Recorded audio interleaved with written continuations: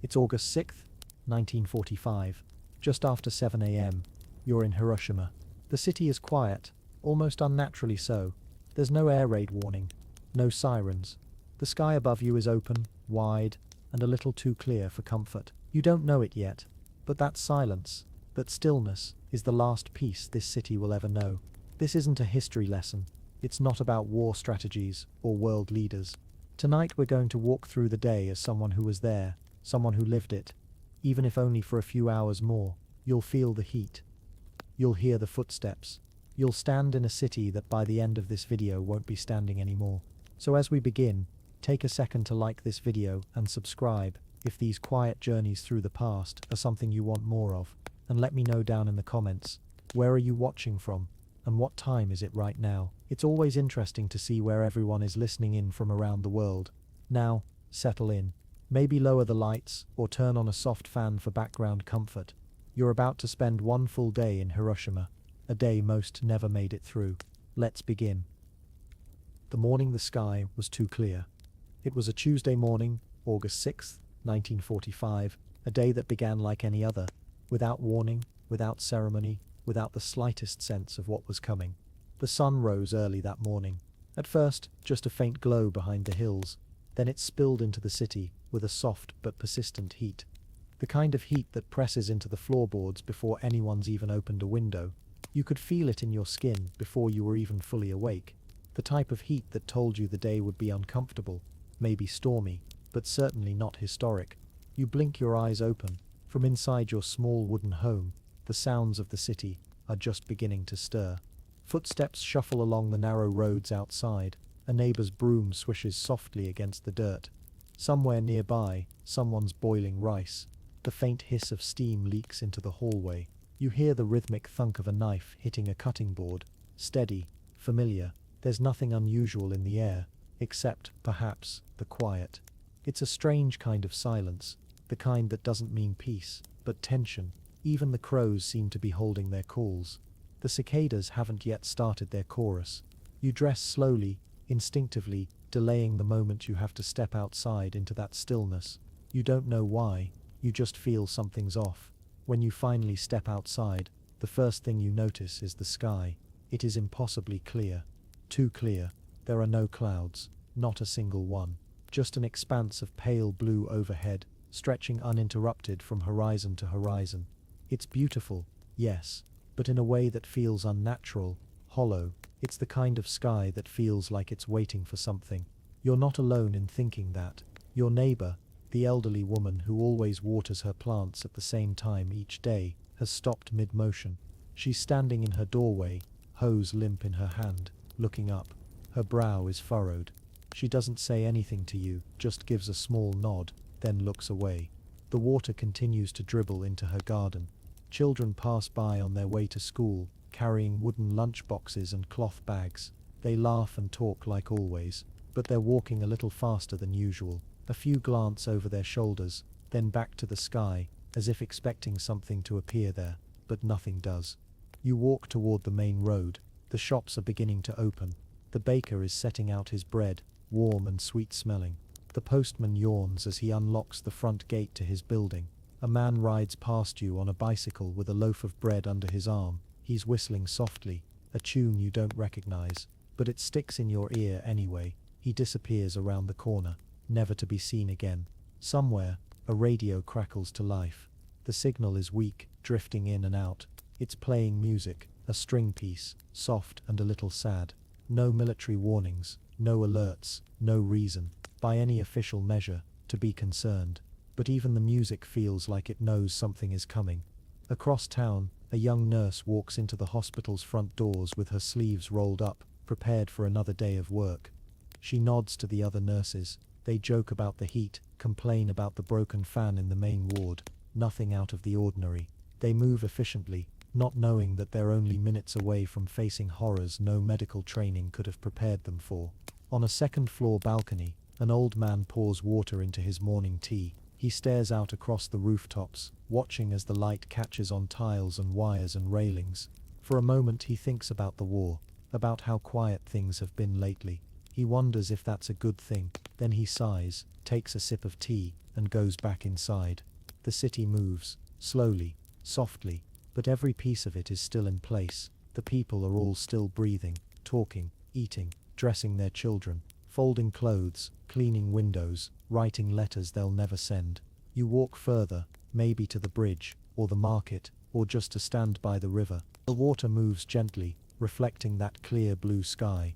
You think about how strange it is, how wide the river feels today, how quiet the air is above it.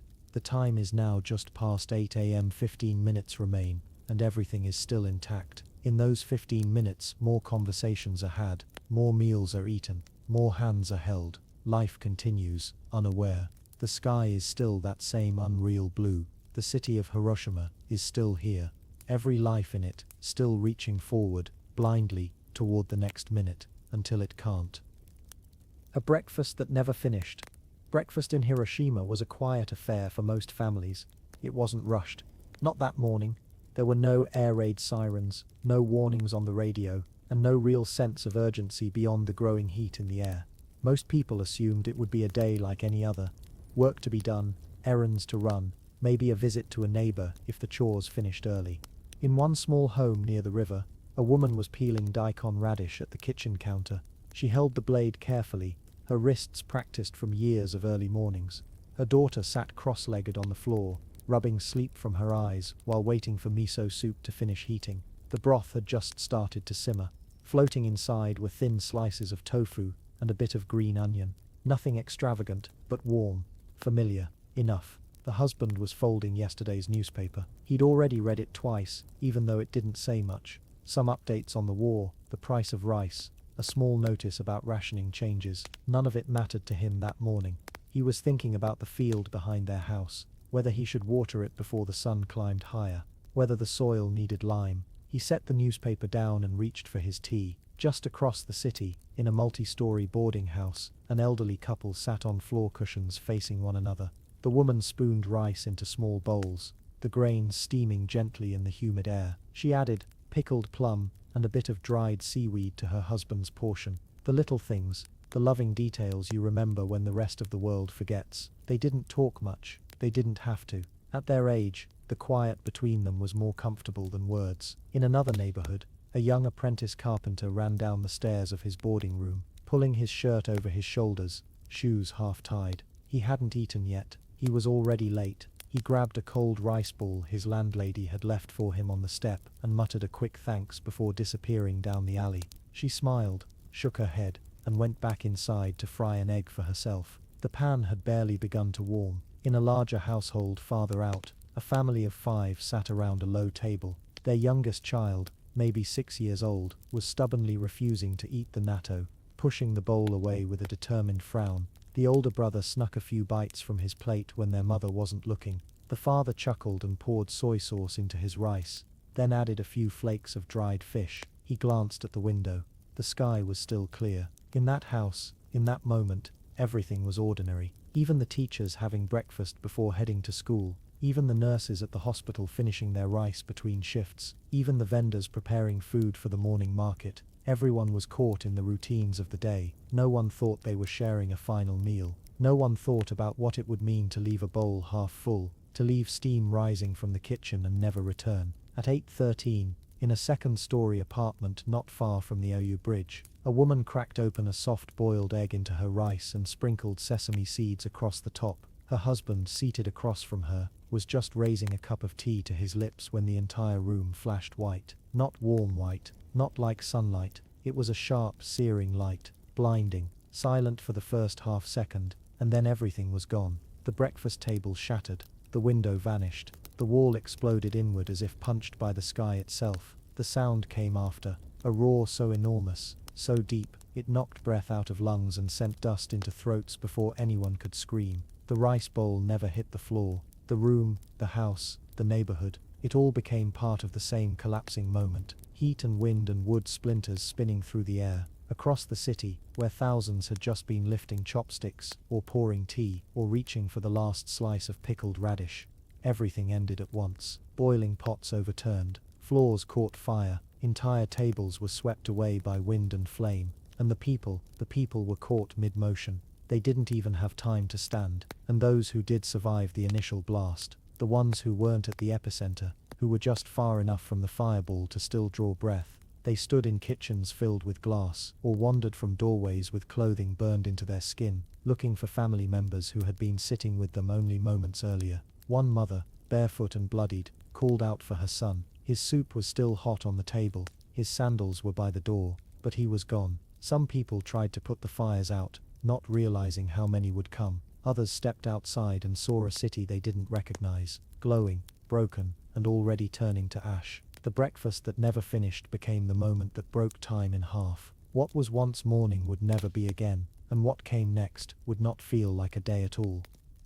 Shadows on the pavement that wouldn't fade.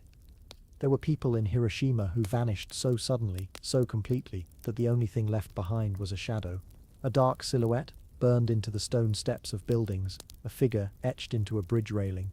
A human form, sitting, standing, walking, imprinted where flesh once stood. These weren't symbols.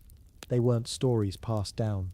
They were real, still visible, still there, and they weren't supposed to exist. At 8:15 a.m., the atomic bomb detonated 600 meters above the city, unleashing a flash of thermal radiation hotter than the surface of the sun. It struck downward in an instant, and in that same instant it erased everything it touched. Human bodies were vaporized so quickly that they left behind nothing but the memory of their shape, burned into the surfaces that survived them. Stone absorbed the heat, concrete recorded the absence. The body blocked the light, and the moment of its last breath was permanently cast in shadow. On the steps of the Sumitomo Bank, one shadow shows the outline of a man sitting, perhaps waiting for the doors to open, perhaps resting his legs. His knees are drawn up, his arms relaxed. He was likely there every morning. He may have said hello to the same guards. He may have brought rice cakes in a small paper bundle, and then, in a flash, he was gone. Only the outline of his figure remained, burned into the stone he sat on. Elsewhere, there's the shadow of a ladder on a wall, the shadow of a cart on a road, and beside it, the faint, curved shape of someone who might have been pushing it. A mother, perhaps, or a vendor on his daily rounds, or a teenager running an errand. These shadows weren't metaphors, they were forensic memories. Evidence of what happened, of who was there, of where they stood at the moment the world split open. Some of them are smaller than others. Children, likely, shadows caught in mid-run, mid-play, mid-life. You wonder what they were thinking in those final seconds. Were they confused by the light? Did they turn toward it? Did they have time to cry out? Most didn't. It happened too fast. And yet, their absence speaks volumes. The stone says, someone was here. The wall says, they blocked the light. The street says, we remember. In the hours that followed, people walked past these shadows without understanding what they were. At first glance, they looked like soot stains, odd discolorations, tricks of the eye. Only later, when the bodies were nowhere to be found, did people realize what the stains actually meant. People had been standing there, and then they weren't. The radiation was so intense, so absolute, that it burned the contrast between light and dark into permanence. It wasn't just shadows that were seared into place, so were moments. The final moment of a life, lived in Hiroshima. The very last posture, the last gesture, the last stillness. They call them hibakusha no kage, shadows of the bombed. These shadows weren't artifacts. They were people, distilled into outlines, not because of who they were, but because they happened to be in exactly the wrong place at exactly the wrong time. And in a way, they're still there. Tourists walk past them now. Some take photos, some lower their voices. Some don't notice them at all. But for those who stop, who really look, they see the impossible, the negative space of a life erased so quickly, the surface beneath it still remembers. The man on the steps. The child on the tricycle, the woman at the bridge rail, paused mid-thought. Each shadow is the loudest silence a city can carry. They are reminders, not just of death, but of how fragile the line is between presence and absence, between life and vapor, between someone being there and not. Because the light came down in an instant, and it took everything, except the shadows. Why the air suddenly hummed? There wasn't a warning, not in the way people might expect. No sirens, no countdown, no blinking red lights or official voices on the radio saying, "Take shelter." The moment before the bomb detonated wasn't filled with noise, but with an eerie, unfamiliar sensation, one that survivors later described in different ways. Pressure, vibration, a pulse in the chest, a change in the air that didn't make sense. For some, it felt like the sky holding its breath. For others, it was a hum, a low, strange sound, not mechanical, not quite natural, more like a whisper beneath everything else.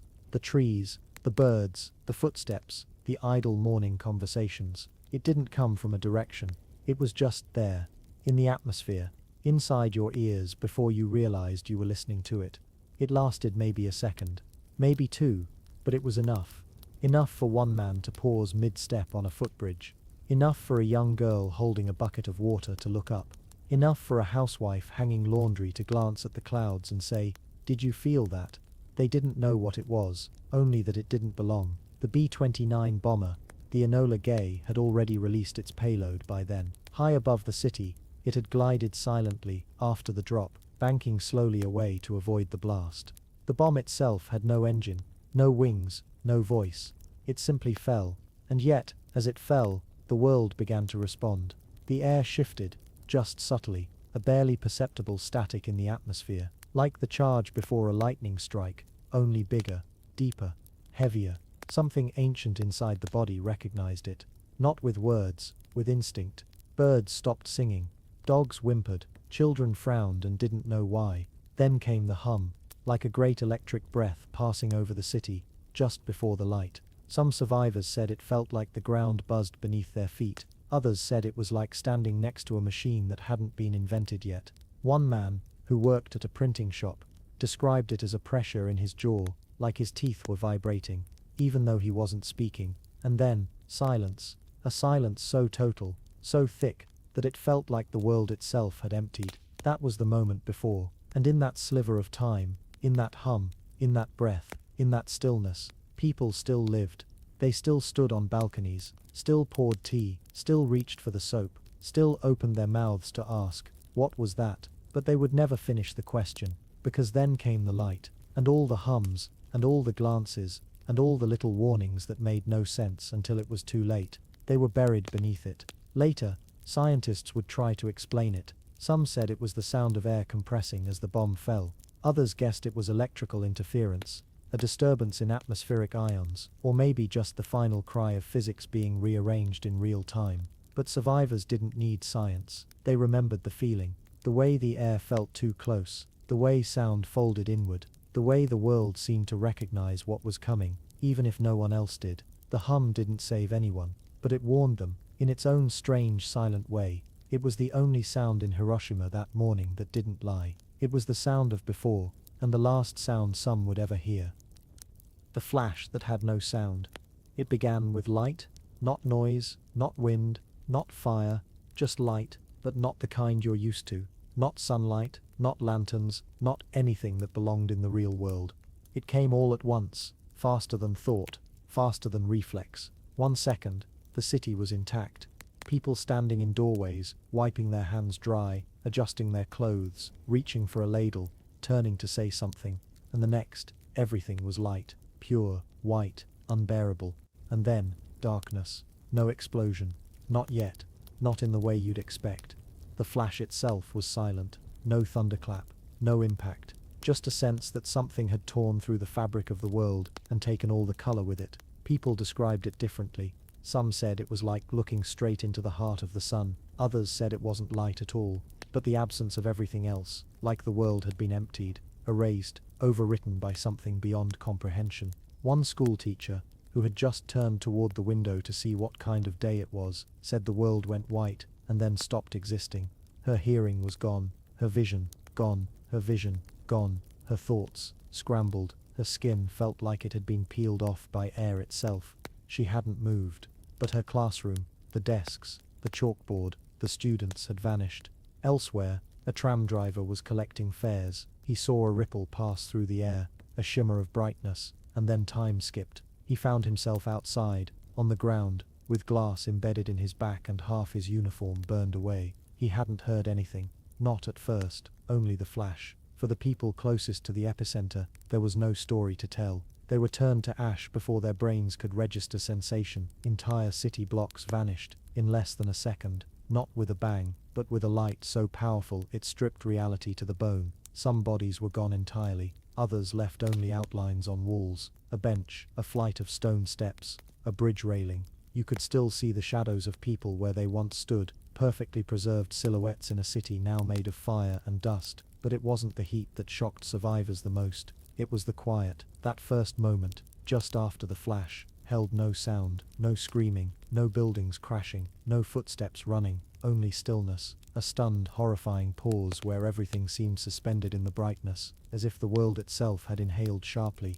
and refused to breathe out. For those farther from the center, who lived long enough to feel the aftermath, that moment before the roar became etched in memory, the white light, then silence, then the slow return of sensation, the sudden wave of heat, the windows bursting inward, the walls falling like paper, the firestorm rolling down the streets like a wave of shredded glass and wind. But the flash had no mercy. It fused roof tiles together, it seared shadows into pavement, it cooked fish in rivers, and left skin hanging in ribbons from people who hadn't even seen the bomb fall. And it was over in less than a second. People who survived that day would describe it forever. The quality of that light, not just its brightness, but its wrongness. It felt like something that shouldn't exist in nature, something stolen from the gods or scraped from the core of a dying star. You couldn't look at it, but for many, it was the last thing they ever saw, and still, there was no sound. The boom came later. By the time it arrived, tearing through the streets, leveling what little had remained, it was too late.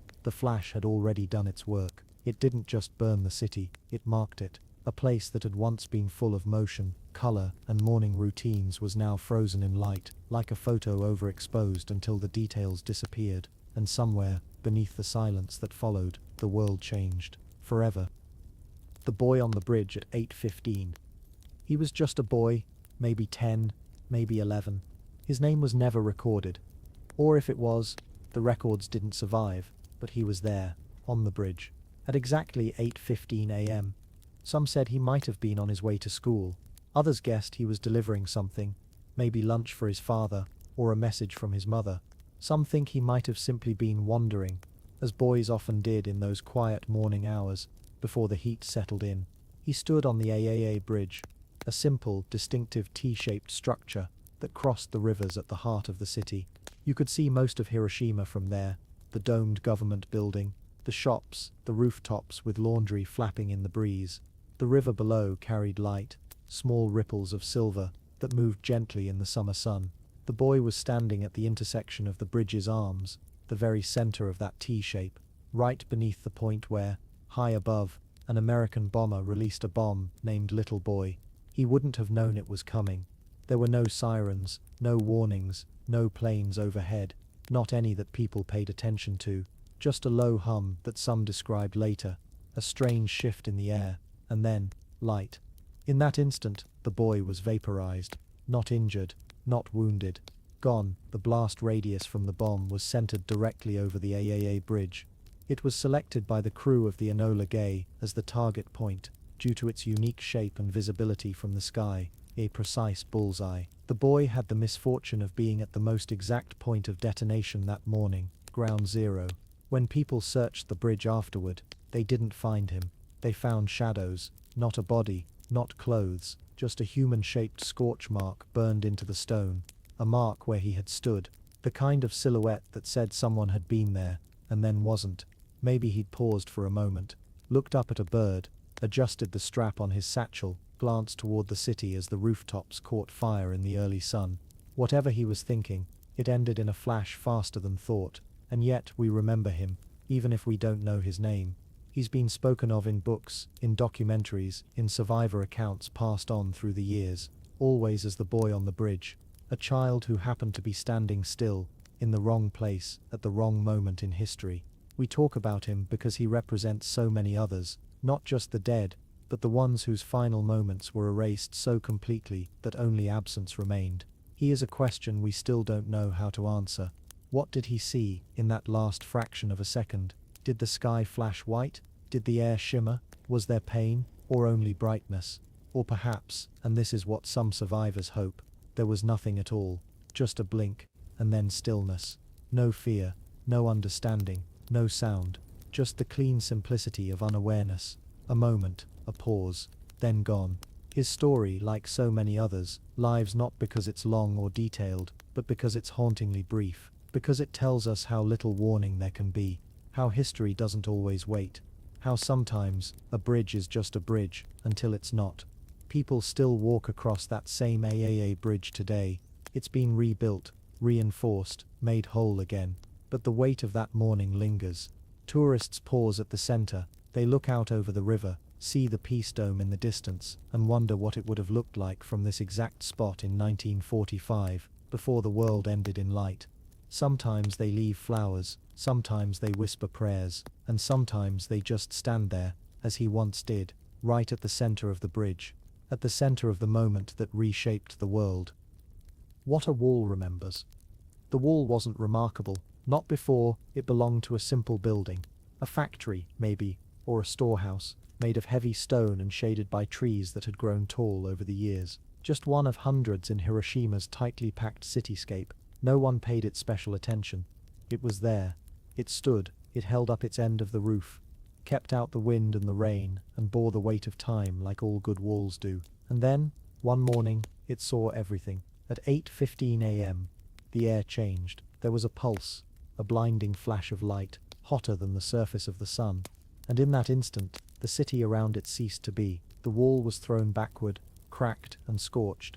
Stripped of paint and purpose, the building it once held together vanished. The roof, gone, the beams and furniture, and the people inside, gone, but the wall, or at least part of it, endured, and on that wall, burned into the surface by the heat of the blast, was a shadow, the outline of a person, not detailed, no face, no fingers, just a faint, dark imprint of a body that had been standing there at the very moment the bomb exploded. The person, likely a worker, maybe just someone taking a break from the morning heat, had stood with their back to the wall. We know they were close, because the outline is precise, like a photograph made of ash and radiation. You can see where the body shielded the stone from the full force of the thermal wave. Everything else around it turned pale, bleached by unimaginable heat. But where the person stood, the walls stayed dark. They were gone in an instant. Nothing left behind but absence. But that absence, it stayed. Survivors would later walk by that wall in the days after the blast, trying to make sense of what was still standing.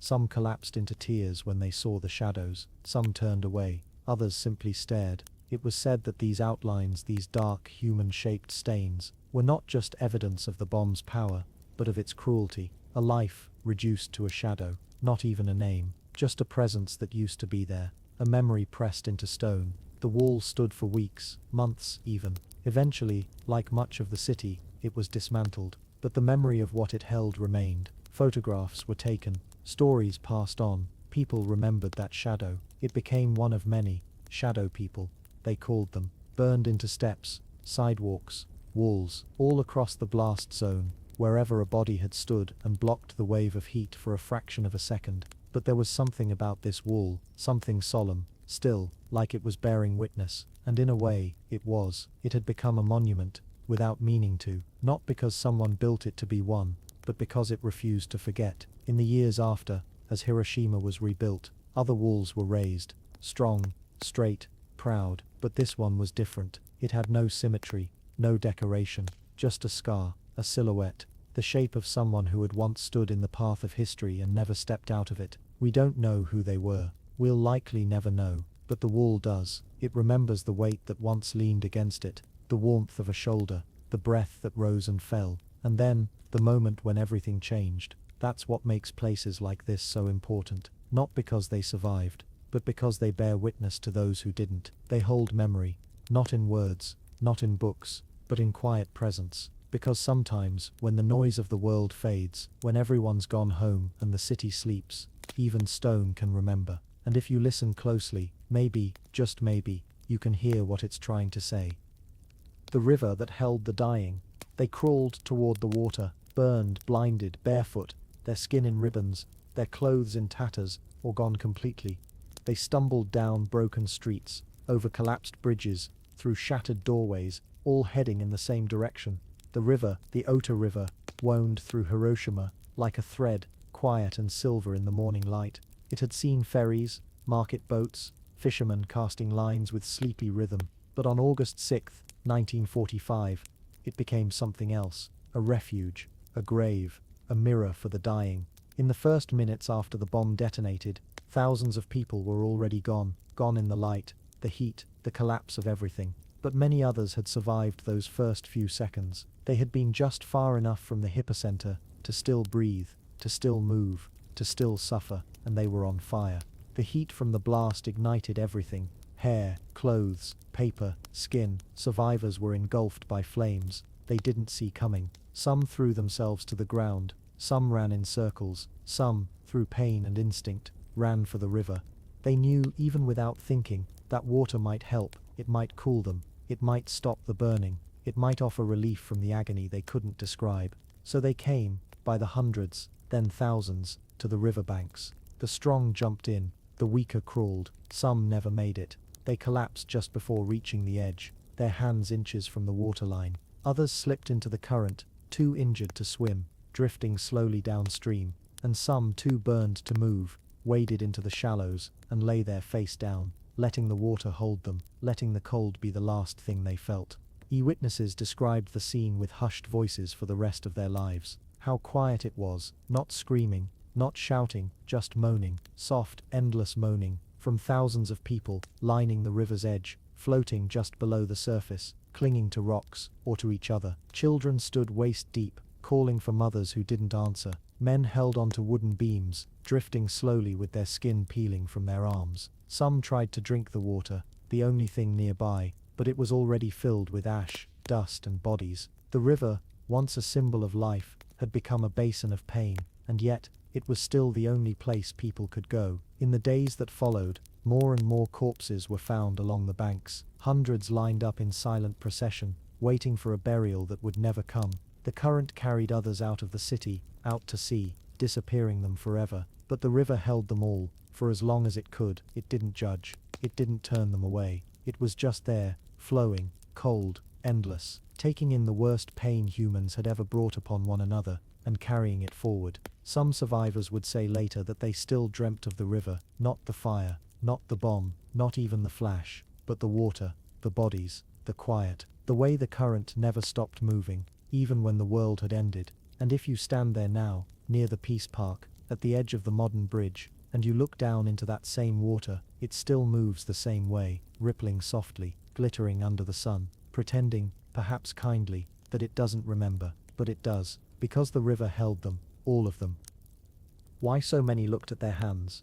In the first minutes after the blast, there was no time to think, no time to scream, no time to understand what had happened.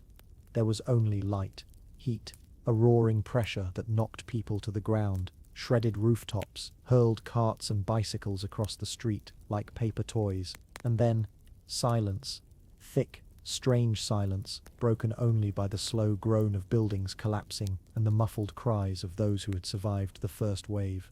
And in that silence, many survivors did the same thing. They looked down at their hands. They didn't know why. It wasn't conscious. No one told them to do it. But again and again, witness after witness said the same thing, that the moment they began to move, to crawl out from rubble or stand up from where they'd been thrown, they raised their hands and stared. What they saw was not human. Their skin had peeled away, blistered, blackened, fingernails were gone, fingers were swollen beyond recognition, cracked and bleeding. Some had flesh hanging in ribbons, others saw bones exposed where skin had been burned clean off. The hands, the part of themselves they had known their whole lives, the tools of daily life, the things they used to eat, to write, to hold their children, were no longer theirs. Some said the skin hung down like melted gloves. Others said they thought they were looking at someone else's hands, or at something dead and rotten. Many described the sensation as numbness. The nerves had burned away. They couldn't feel anything, just a strange coolness, a sick detachment, as they stared at what they used to be. Some of them held up their hands to strangers, silently asking, "What is this? What's happening to me?" No one had answers. In schoolyards, office buildings, and quiet residential streets, people stood looking at their hands like they had just been given evidence of something unthinkable. Their bodies had changed, their lives had changed, the city had changed, but it was their hands that made it real. Even children did it. A teacher later described seeing her students, young, stunned, stumbling through the smoke with their arms held straight out in front of them, not screaming, not crying, just staring at their fingers, burned and dripping, trying to make sense of what they were seeing. Some collapsed like that, hands still held in front of them, as if to shield themselves from what they had become. Years later, the gesture would still appear in survivor testimony. It was one of the first things remembered. They didn't recall the exact sound, or the moment the windows blew in, or what the sky looked like at 8:15, but they remembered looking at their hands, and knowing, instantly, completely, that life would never be the same. In memorials and artwork, in statues and museums, this image appears again and again, a figure, hunched and dazed, arms outstretched, palms open, not asking for help, not pleading, just trying to understand what had been taken from them, and what remained. Because sometimes, the first thing you look at is the part you trust the most, and when even that part no longer looks like you, something inside you breaks. The woman who walked without skin. She walked, not quickly, not purposefully, just forward, one foot, then the other. No shoes, no direction, no sound, but the soft rhythm of her feet brushing against broken pavement and the wet hiss of ash in the wind. Her clothes were gone, burned away by the heat. What remained was skin, or what had once been skin. Now, it hung in strips from her shoulders, peeled from her arms like wet paper. Her back, her chest, her legs, all exposed, raw and red and shining with the brightness of something never meant to see daylight. She didn't speak. She couldn't. Her lips had blistered, her mouth swollen shut. Her eyes were slits, barely able to see. But she walked. People saw her, in alleys, across railway tracks, near rivers, moving slowly, silently, as though her body hadn't yet accepted that it should have stopped. Survivors, barely able to process their own pain, would later say she didn't look human. She looked like a figure made of blood and flame, like something from a dream or a nightmare. And yet, there was no panic in her, no screaming, just motion. Forward, some say she walked through a group of others, men digging for loved ones, pulling children from the rubble. They turned to look, but no one spoke. No one touched her. They just watched. What could they have said? What could anyone say to a woman whose skin was no longer with her? She passed through streets where nothing stood upright, past buildings now reduced to steaming piles of dust, past bodies, silent and still, whose pain had already ended. But she kept moving. Some say she was looking for someone, a husband, a child, a name that now had no voice to call it. Others said she wasn't looking at all, that she was already somewhere else entirely, moving through instinct alone, a body in motion, a soul stunned into quiet. Eventually someone gave her water. A young man, maybe 17, bleeding from one arm. He lifted a tin bowl to her mouth and tipped it gently. She drank, slowly, carefully, then nodded, or maybe just blinked, and kept walking. No one knows her name. She was seen in different places by different people at different times. Some believe there were several women like her, maybe hundreds, maybe thousands. Because the heat didn't care who you were, it took skin from anyone too close. But among all those stories, hers lingered, because she walked, and somehow that detail, that motion, haunted the memory most of all. Not the pain, not the wounds, but the fact that she kept going, even after her body had been unmade, even after the world had stopped making sense. There is no record of what happened to her next. No burial, no photo, no plaque with her name.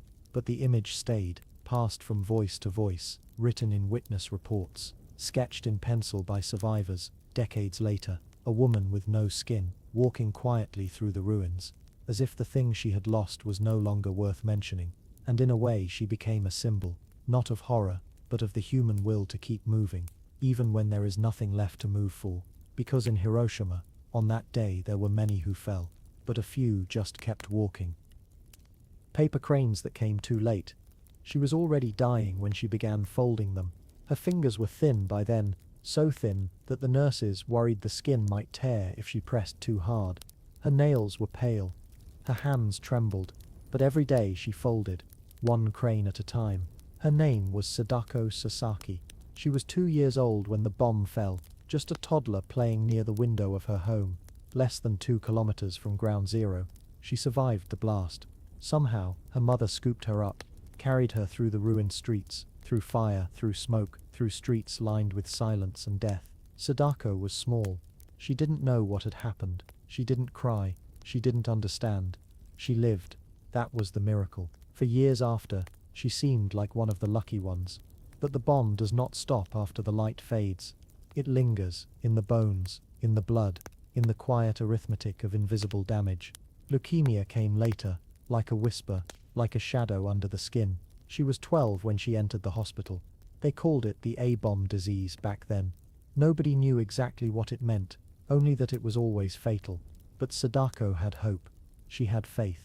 And she had an old Japanese legend passed from grandmother to mother to daughter, that anyone who folded 1,000 paper cranes would be granted a wish. 1,000 cranes. She began right away, folding the first from a medicine label, the second from a candy wrapper.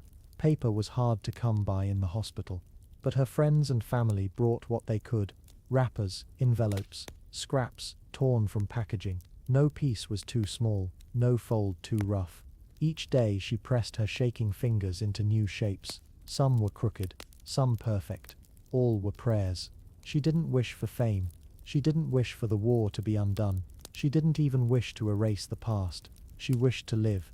And as she folded, word spread to other patients, to nurses, to school children beyond the hospital walls. Soon people from other cities were sending colored paper, cheering her on. She became a quiet symbol of hope stitched into the heart of a broken country. But wishes don't always arrive in time. She died before finishing the 1,000. Some say she folded 644. Others say she completed more but never counted. Her friends folded the rest after she passed. They buried her with the cranes. Hundreds of them. Soft, bright, delicate. A flock of color laid gently around the body of a girl who never got to grow old. Today her story is told everywhere. In classrooms, in children's books, in museums. A statue of her stands in Hiroshima Peace Park, arms outstretched, holding a bronze crane above her head. Each year, thousands of real cranes are placed at her feet, folded by children from around the world. But none of them saved her. The cranes came too late. Too late for Sadako. Too late for the hundreds of other children who died before her. Too late for the mothers who had no time to pray. The fathers who carried lifeless bodies through the rubble. The doctors who had no medicine left to give. And that's the part of the story that lingers. Not just the hope, but the sorrow of a wish that arrived after the need had passed. Still she folded. Every day, every hour she could. Because folding gave her something to do, something to believe in. She made beauty out of suffering. She turned torn paper into delicate wings. Even as her body failed, her fingers created flight. And perhaps that's the real story. Not that she died, but that she gave so many people a reason to remember. A reason to keep folding. A reason to keep hoping, even when hope is bruised and trembling. So the next time you see a paper crane, think of her. Think of what it means to keep folding, even when the sky has already fallen. Because sometimes the most powerful stories are the ones that arrive too late and still matter anyway. The school that fell without a sound. The bell never rang. It should have. At 8:15, the second morning bell should have echoed across the playground, bouncing off the walls of the classroom buildings, reminding students to return from the water fountain, to stop talking in the hall, to file into their seats and open their notebooks to that day's lesson. But on that morning, there was no bell, there was only light. A light so sudden, so fierce, so unnatural that it erased the shape of the sky. Windows turned white, shadows vanished. The sound that followed didn't come like thunder. It came like the sky had cracked open and dropped its weight on the earth, all at once. The school was gone in seconds. Not just damaged, not partly collapsed. Gone. Children were there, sitting at desks. Some had just started to write. Some were talking softly. One boy had gotten in trouble for forgetting his calligraphy brush. A girl in the front row was still humming a song from the morning walk to school. All of that, the voices, the laughter, the ordinary little motions of a morning in progress, ended. The explosion didn't give time to scream. There was no siren, no warning, just a pressure wave that tore through everything. Walls, books, skin, memory. Entire classrooms ceased to exist before a single person could register what had happened. The floors gave way. Ceilings dropped. The walls cracked and folded. Dust and glass filled the air so thick it felt like drowning with your eyes open. But for most, it was instant. They say a school should be the safest place in the world. That morning, it was the center of the storm. Rescue workers didn't find survivors in the classrooms. Not really. They found shoes, fragments of desks, bent rulers, melted pens, half a chalkboard, but mostly silence. Some children survived the initial blast because they hadn't made it inside yet.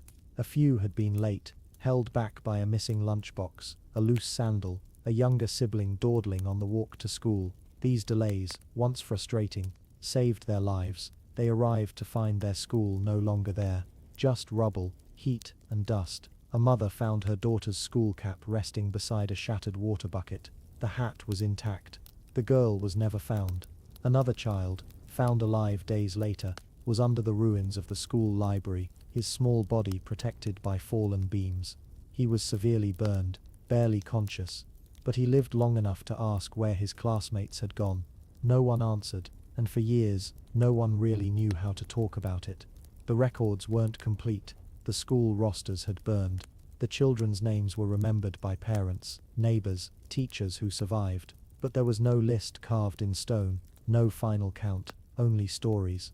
A boy who liked to draw samurai on the margins of his assignments, a girl who always carried 2 pencils, one for herself and one in case her best friend forgot hers. A class that had been practicing a play for the summer festival, all gone in one breath.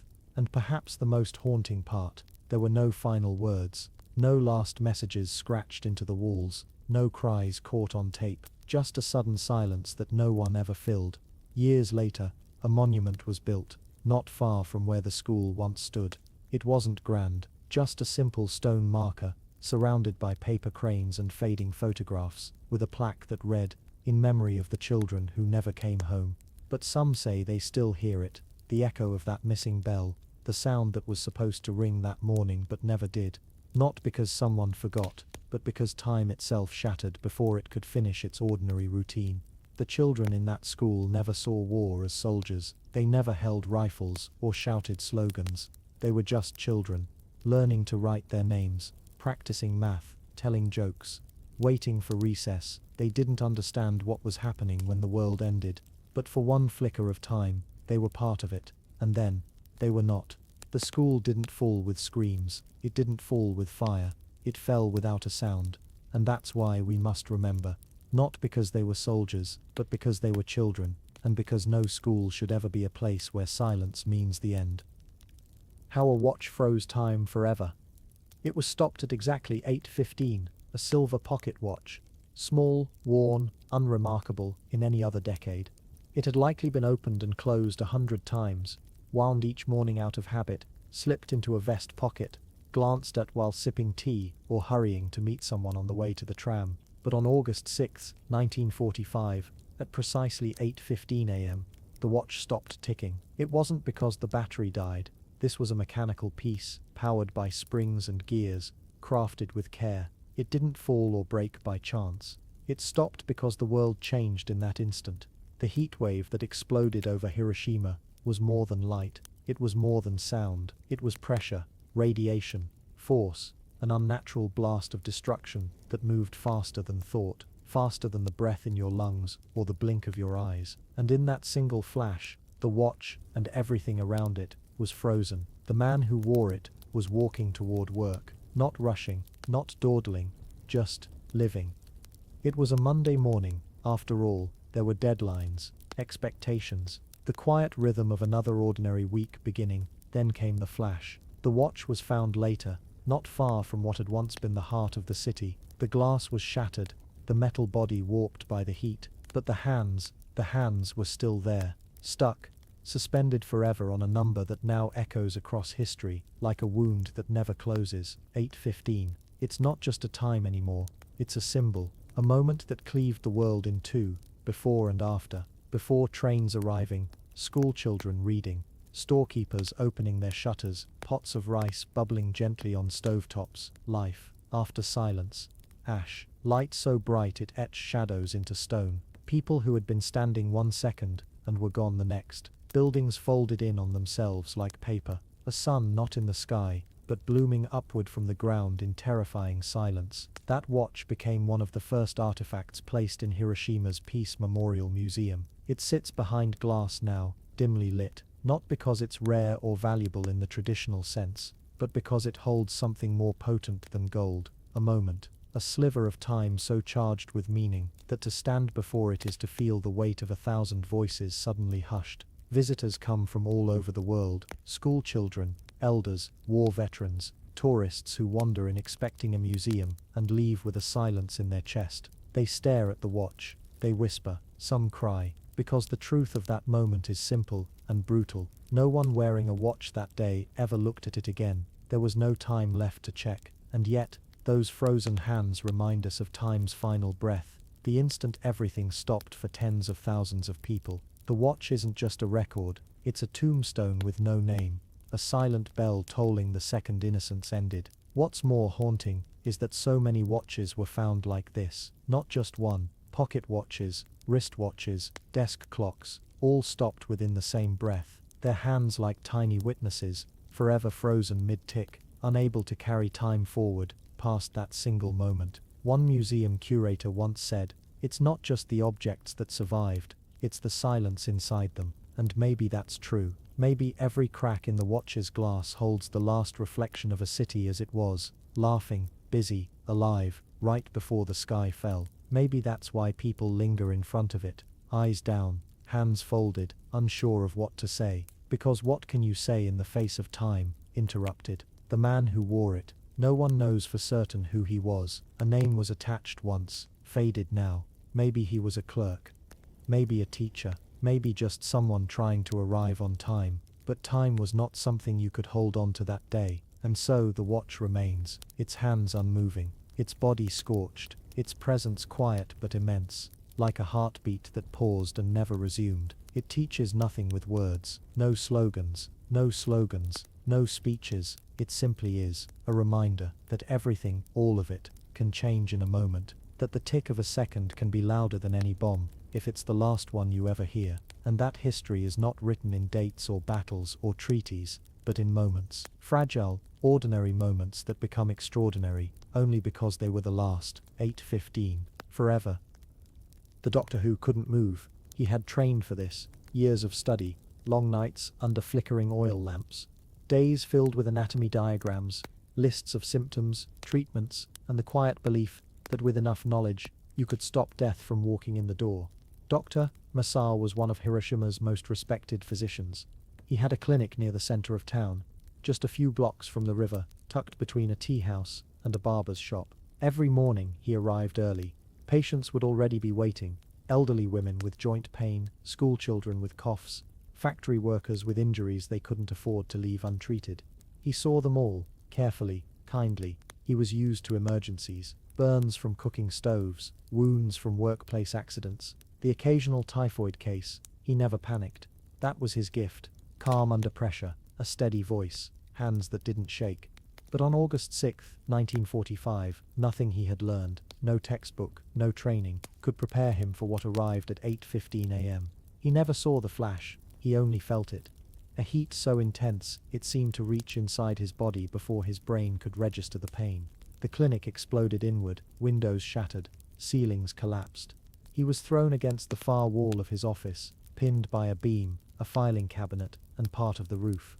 He couldn't move. Dust filled the air, thick, hot, choking dust. He could see nothing, just a strip of light through the ruins above him. He didn't know what had happened. Was it a bomb? An earthquake? Was he alive? Then came the voices.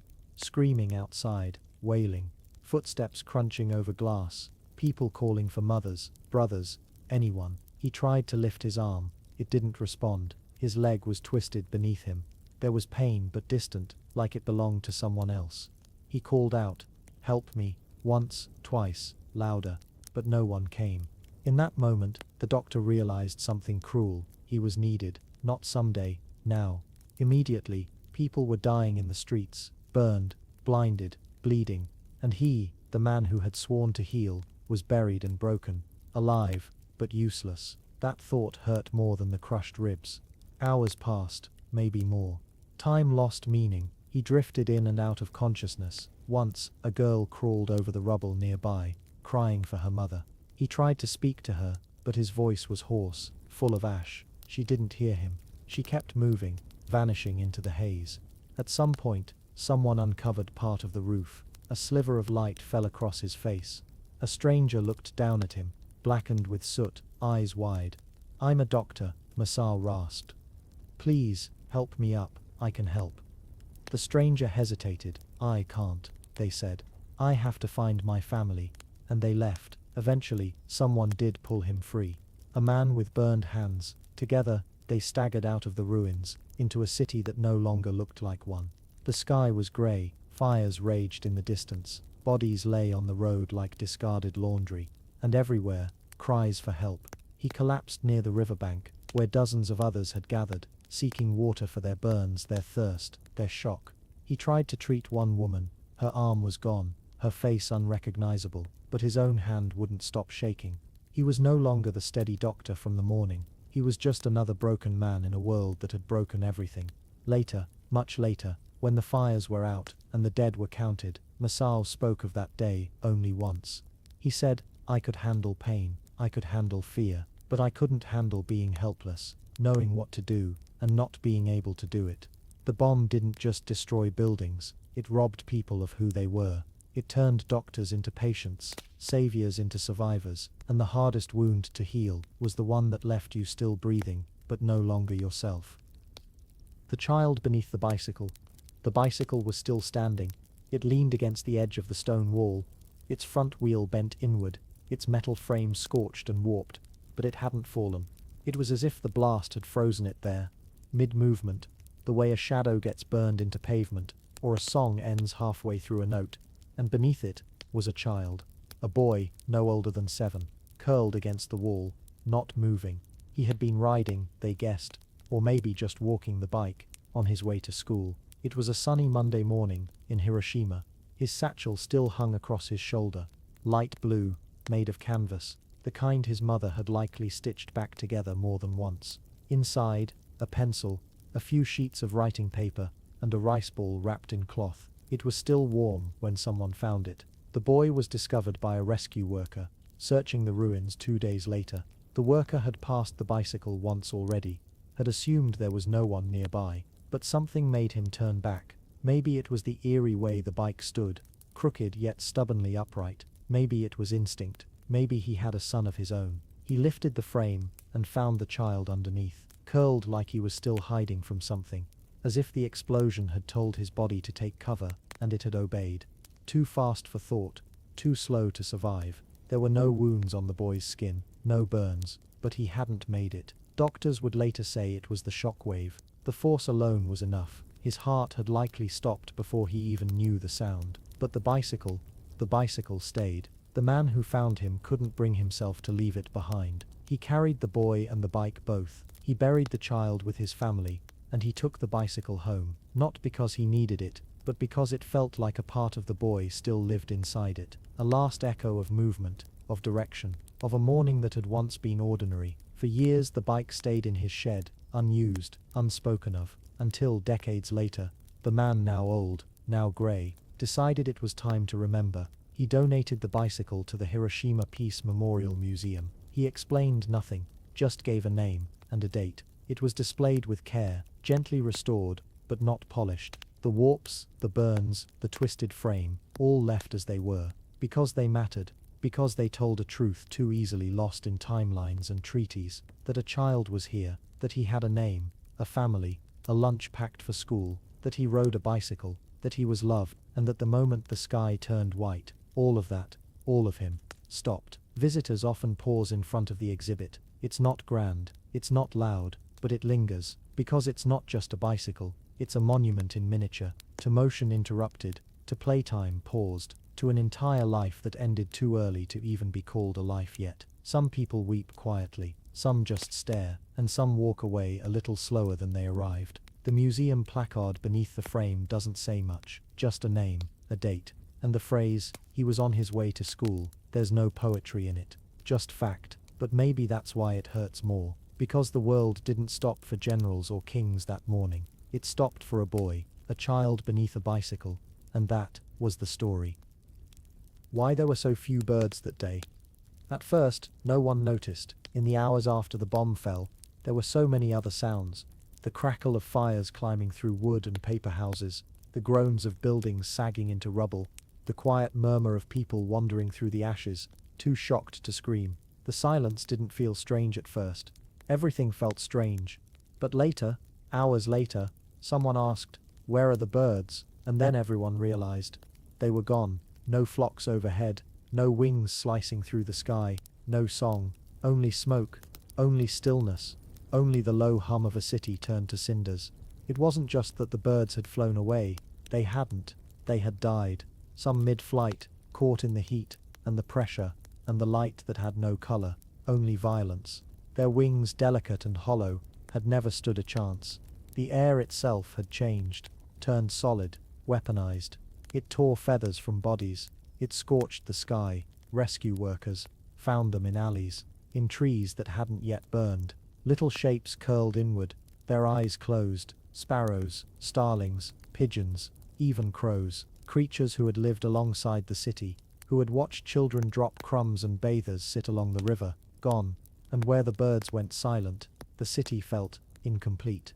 In Hiroshima, before the bomb, mornings began with birdsong. It was woven into the rhythm of the day. Light crept in. Vendors set up their stalls.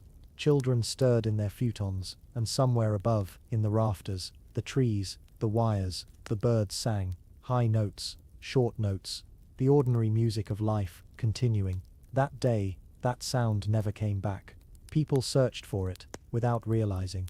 Listening as they walked past the ruins, half expecting something, anything, to call out from the trees.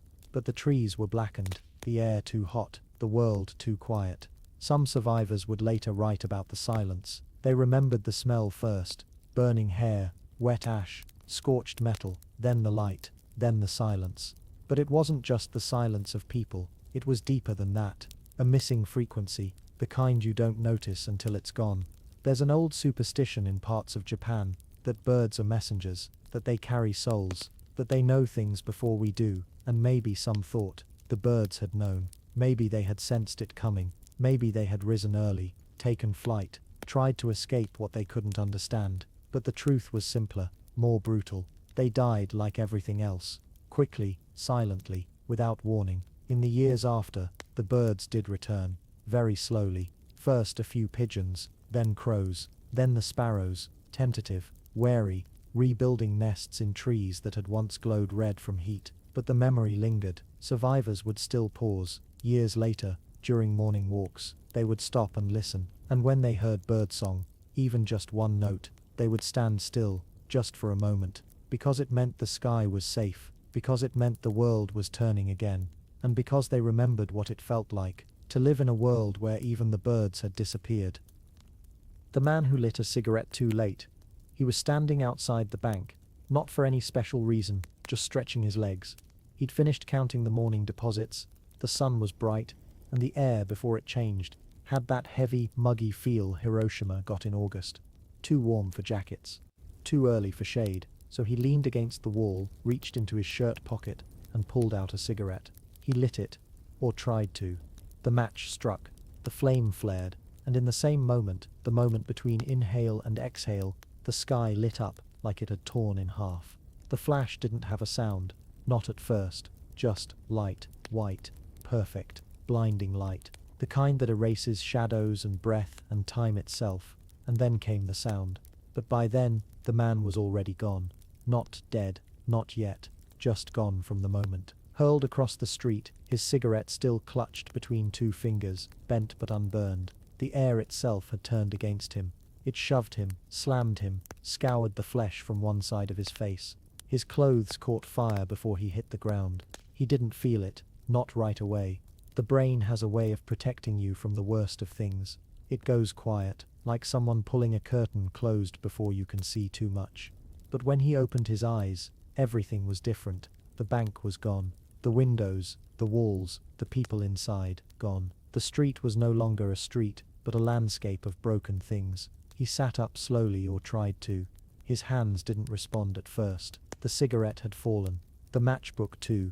useless objects in a world that had stopped needing them. He didn't know what had happened. A bomb, an earthquake, a dream. The sky had cleared again, deceptively calm, but the city was not. Fires had begun, quiet, hungry things, growing in corners. People stumbled past, barefoot, blackened, hair burned away, eyes wide with disbelief. One woman's kimono had fused to her skin. A boy was trying to pick up his lunch tin, but his fingers wouldn't close. The man stood, somehow, and walked. He wasn't thinking, just moving, following the rhythm of a world that was no longer his. The cigarette was never lit. Not really. The match sparked, the flame came, but he never got the chance to breathe it in. And later, when someone asked him what he remembered most, he said, "I was lighting a cigarette. I never got to smoke it." It's a strange thing, but I still think about that. There were thousands of stories like his, people caught mid-thought, mid-laugh, mid-step, mid-life. The smallest acts, opening a window, tying a sandal, lighting a match, frozen forever in memory. Not because they were significant, but because they were the last thing someone ever did before the sky changed, before the world cracked open, before time became divided into two halves, before the flash, and everything after. He survived. That man lived for decades afterward, in another city, with another life. But he never carried matches again, never smoked another cigarette, not out of fear, but because that small, unfinished act was enough. It reminded him of what it meant to pause, to exist in a sliver of time that had once seemed so ordinary, so unimportant, and then was everything. When ash looked like snow, at first some people thought it was snow. It drifted softly.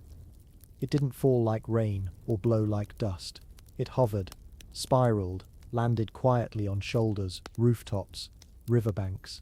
A little girl held out her hand, instinctively, the way children always do when they see something floating from the sky. She waited for it to melt on her palm. It didn't. It clung instead, warm at first, then cold. She rubbed her fingers together and watched it smear. Not water, but grey, not snow. Ash. The fires had started minutes after the blast, quiet at first, then everywhere. Paper houses, bamboo shops, futons, shoes, photo albums, everything burned. And what the fires didn't take, the heat did. By mid-morning, the city had become its own weather system. Ash drifted down like winter, covered everything, covered everyone. Some people walked through it, barefoot and burned, leaving footprints in the layers of grey. Others sat on curbs that no longer led to streets, blinking up at the sky, watching it fall. It wasn't just ash from wood and stone, it was from bodies, from clothes, from lives so quickly ended, they never had time to understand. They were gone. It covered the river where people had jumped in to cool their skin. It covered the schools where children had once recited poems from memory. It covered the temples where the bells had rung that very morning. And it covered the silence, because the city wasn't crying yet. Not out loud. It was too stunned. And the ash kept falling. Some survivors later remembered the way it felt between their teeth. The grit of it. The taste of burnt silk and scorched rice, and something else no one wanted to name. Mothers brushed it from their children's faces, even as their own hands shook from burns. Doctors, those still alive, wiped it from bandages, from wounds they barely knew how to treat. Priests tried to clear it from shrines, from statues that stared through hollow sockets into a world no longer theirs. It snowed ash for hours, and long after the fires dimmed, it stayed. In the creases of walls that still stood, in the folds of clothes left behind on streets, in the corners of rooms where no one had moved since the light came. Years later, visitors to the Peace Memorial Museum would walk past glass cases containing the charred remains of a school uniform, a lunchbox, a sandal, all still dusted faintly with the ash of that morning. Preserved, not cleaned, because it mattered. Because it told the truth in a way words couldn't. That the sky, once blue, had turned white. That the air, once warm, had become fire. And that when everything else ended, ash fell, quiet, steady, endless, like snow. But heavier, always heavier. The last sound the bells ever made. They rang every morning. Not loudly, not like the cathedral bells in Europe, but soft, steady, familiar. A clear tone carried across rooftops and narrow alleys, signaling that the day had begun. In Hiroshima, temple bells were part of the city's heartbeat. You didn't need a clock. You just listened. The monks rose early, before the market stalls opened, before the children picked up their school bags, before factory gates yawned open, and the lunch tins were packed, the bell rang. Once. Then again, a pause, a rhythm, a sound you felt in your chest more than your ears. The tone meant different things to different people. For some it was the cue to start boiling water for breakfast. Rice. For others, it was a moment of stillness. A quiet breath before the day gathered speed. Old men lit pipes to the sound. Shopkeepers unlatched their shutters. Children ran out to sweep doorsteps, pretending they didn't notice the bells, but always timing their feet to the echo. Even the birds paused when they heard it. And on August 6, 1945, the bells rang one last time. They rang just after sunrise. A soft sky, humid air, nothing unusual. The monk, elderly, but still strong in the arms, stood beside the great bronze curve of the temple bell and pulled the thick wooden beam on its rope toward him. It swung forward with a gentle whoosh, struck the side with a deep resonance, a note that rolled outward, upward, outward again. The kind of sound that never hurries, that tells the world, I'm still here. A few streets away, a woman folding laundry looked up at the sound. She smiled. She had heard those bells since she was a child. A boy on a bicycle paused outside the temple wall, listening with his head tilted. The way you do when something beautiful is so ordinary, you almost forget it matters. The bell rang again, and then the light came. It was not golden like dawn, or red like sunset. It was white, endless, blinding. A flash that reached places no bell ever could. And then everything changed. The monk who rang the bell was never found. The temple roof collapsed inward. The walls crumbled outward. Fires swept across what was left, like hungry hands. The bell cracked. It didn't shatter, not fully, but its skin split, a long jagged wound down its side, and it never rang again. In the silence that followed the blast, people staggered through the ruins, covered in ash, skin burned, eyes swollen shut. No one spoke of the bells. Not at first. There was too much else. Too many screams, too much silence, too many people trying to breathe through lungs that had inhaled fire. But a few, those who survived the first hours, would later say that they kept hearing the bell. Not really, not out loud, but inside, as if the final note had buried itself in their minds. A reminder of before, of one last morning, where the world still made sense. One last breath of calm, one last sacred note, echoing across a city that would never hear it again. In the years that followed, some of the temples were rebuilt, new bells were cast, but that sound, the one from that morning, was gone. It lived only in memory, in survivors' writings, in dreams that replayed themselves in the early hours before dawn. And the cracked bell itself, it was found months later, buried under tiles and ash and timber. It was lifted carefully, as if it could still break. Today it stands in a museum, quiet, watching, waiting. It does not ring, but sometimes, people stand near it and swear they can feel something, a vibration, a hum, a sound just below hearing. Not the explosion, not the fire, but the moment before, when everything was still whole. When a monk pulled the rope, when the beam swung forward, when the bell rang, and the city, just for a second, was still at peace. A city that tried to breathe again. At first it didn't seem like anything could return. Not buildings, not trees, not even the air. In the first days after the bomb, Hiroshima wasn't a city, it was a wound. The streets had no names anymore. The riverbanks no longer curved the way people remembered. Even time felt uneven, sticky in places, lost in others. There were still bodies beneath the rubble, still fires flaring in the basements of buildings that no longer stood. But even then, even in that choking silence, someone swept a doorway, no house behind it, no roof, no floor, just habit. A hand holding a broom, tracing a line across broken stone. It started like that, not with announcements or plans or blueprints, but with small things. Someone clearing rubble, someone boiling water over a can of salvaged charcoal, someone folding a piece of burnt cloth and saying, "We'll use this again." The first breaths a city takes after dying are the quietest. There was no ceremony, no applause, just people doing what people do, trying to survive in the ruins of what used to be home. A woman planted beans in a cracked clay pot. A man stitched two coats into one, using thread from a curtain. Children, barefoot and bruised, drew in the ash with sticks, not because they were happy, but because their hands needed to move, and the smell, it lingered. Burnt wood, cooked stone, something else, deeper, like iron, and sorrow, and skin. But even as the air refused to forget, people tried to breathe again. Hospitals reopened, one room at a time. Doctors worked with bandages boiled too many times.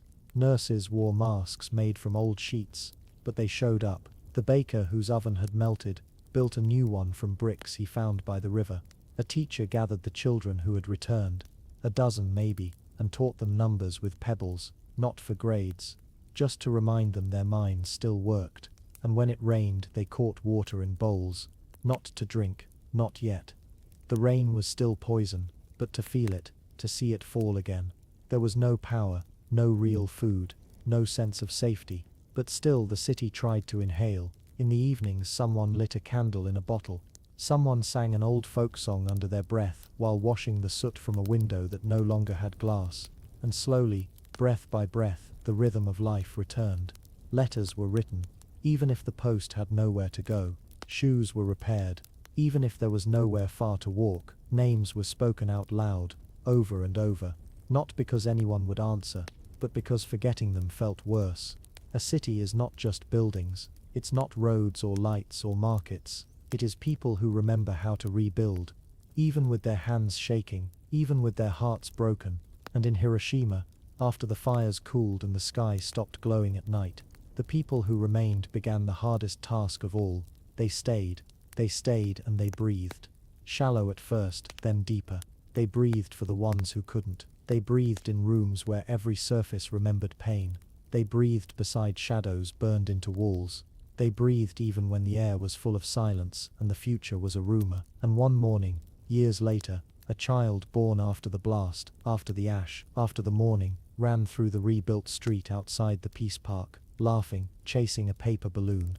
And somewhere nearby, a woman who had survived it all, who remembered the flash and the fire and the long dark days after, stood watching with her hands folded over her stomach. She smiled.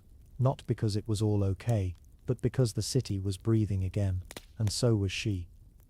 The girl with one red ribbon. They found her near the river. She wasn't crying. She wasn't moving either, just sitting there, legs folded under her like she was still in class, hands resting on her lap. Her dress was grey with ash, torn at one shoulder, but someone had tied a single red ribbon in her hair.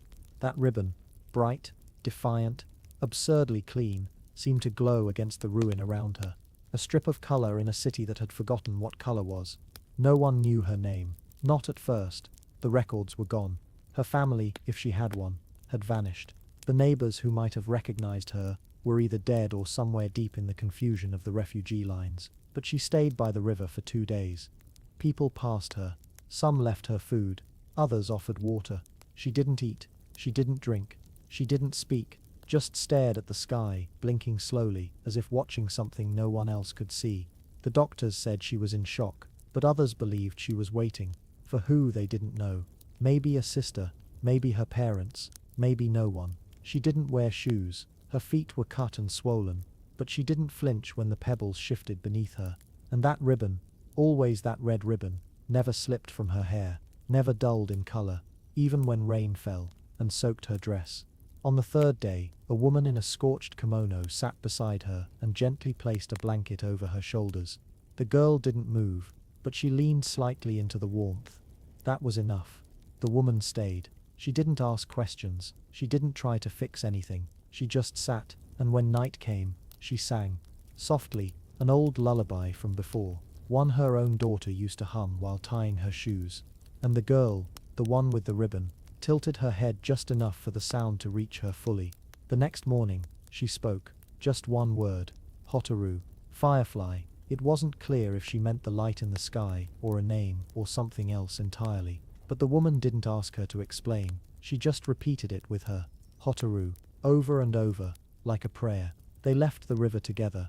That afternoon. Step by step. Slowly, the girl leaning against her side. Not speaking again. Not for a long time. But walking, and every step they took, the ribbon fluttered behind her, a single thread of brightness in a city still stitched with grief. Later, someone painted her. Not a photograph, those were rare, but a mural on a hospital wall. A small girl with ash on her knees and a flash of red in her hair. No face, just the outline, just the ribbon. She became something quiet in the memory of Hiroshima, not a symbol, not a martyr, just a reminder that even after everything, the light, the silence, the fire, someone survived, someone small, someone nameless, someone with one red ribbon. What survived beneath the tatami floor? The house had no roof, no walls worth speaking of. The paper doors were gone, burned away like fallen leaves. Even the wooden beams that had once framed the rooms were now collapsed and blackened, like the ribs of some vast creature, long dead and half buried in ash. But the floor remained, or rather, the idea of the floor. A few pieces of charred frame, a patch of earth, where the kitchen once stood, and in one corner, half covered by a broken plank and a layer of fine grey dust, there was still a single tatami mat. It was warped, the edges frayed and blistered.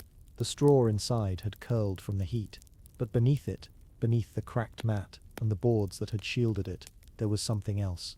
A space, a crawl space maybe, a shallow storage pit, the kind many older homes had, tucked beneath the flooring, cool in summer, dry in winter, usually used to keep rice, or pickled vegetables, or letters. In this one, there were bones, not human, a small animal, maybe a cat or a weasel, curled up tight as if trying to sleep through what had happened. Next to it, a tin box. The paint had blistered off, but the metal held. When someone finally opened it, weeks after the bomb, during the first slow halting attempts at sorting through what was left, they found papers, letters, yellowed but legible, a hair comb, carved from wood, a cloth pouch with a child's name sewn in uneven thread. They found a photo too, grainy, creased. 3 people in front of a garden, a woman with her hands on a boy's shoulders, a man beside them, squinting into the sun. The kind of photo you'd see 100 times in any other place, unremarkable, except for the fact that this one had been under the floor when the sky split open. Somehow, it had survived. And in the weeks that followed, more things came out from under the broken houses, under floorboards, in cellars, inside cracked jars buried in gardens, a diary written in careful brush strokes, the final entry unfinished, a music box with a melody that still played, softly when wound, a marble, blue and glassy, found inside a shoe. People brought these things to the aid stations, not because they were needed, but because they were proof that life had existed here. Not just the city or its buildings or its industries, but the lives inside them, small lives, ordinary ones. Children who collected leaves, mothers who folded laundry while humming songs, grandfathers who placed coins under the tatami for good luck.